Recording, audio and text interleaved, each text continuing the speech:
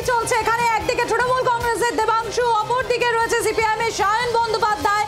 কিন্তু এই দুই তরুণ তর্কিকে পিছনে ফেলে আমরা দেখেছিলাম বিগত বেশ কয়েকটা রাউন্ডে প্রাক্তন বিচারপতি অভিজিৎ গঙ্গোপাধ্যায় বিজেপি প্রার্থী, তিনি অনেকটাই এগিয়ে গিয়েছিলেন। কিন্তু সময় যত যাচ্ছে তত ব্যবধান কমছে, ভোটের ব্যবধান 10,345 ভোটে লিড করছেন এই মুহূর্তে প্রাক্তন বিচারপতি তথা বিজেপি প্রার্থী অভিজিৎ গঙ্গোপাধ্যায়।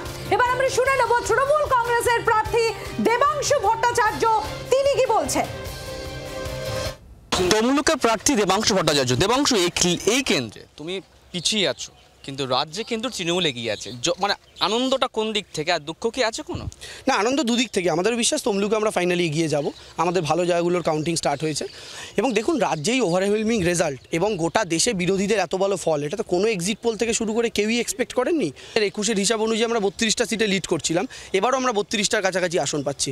ফলে অসাধারণ ফলাফল। এই যে দুর্নীতি করে যারা চিৎকার করেছে, মানুষ তাদের মুখে জবাব দিয়েছে। সন্দেশখালি করে যারা চিৎকার করেছে, মানুষ তাদের চক্রান্তের বিরুদ্ধে জবাব দিয়েছে। তৃণমূলের প্রতি মানুষের এই আস্থা রাখার কারণ কি মনে হতে পারে? প্রথম কারণ হচ্ছে উন্নয়ন, ডেভেলপমেন্ট, কাজ কথা বলে। ফাইনালি ভাষণের চেয়ে রেশনের দাম বেশি, এটা মানুষ আরও একবার প্রমাণ করে দিয়েছেন।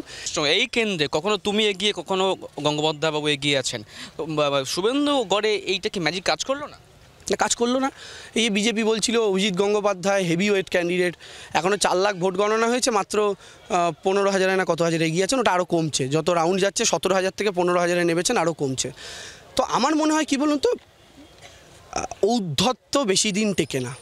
এটা কেন্দ্রের ক্ষেত্রেও প্রমাণ হয়েছে, রাজ্যের ক্ষেত্রে। আর একটা কথা, সত্যজিৎ রায় তো বাঙালির মননে, ওই দড়ি ধরে মারো টান, রাজা হবে খান খান। রাজ্যের এই জয় নিয়ে প্রার্থী নিজে খুশি এবং তিনি আশাবাদী যে এই কেন্দ্রের বিজেপি প্রার্থীকে তিনি হারাতে পারবেন।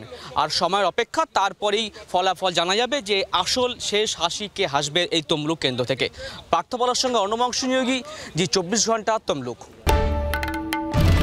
বাংলার আওয়াজ, বাঙালির আবেগ, জি 24 ঘন্টা।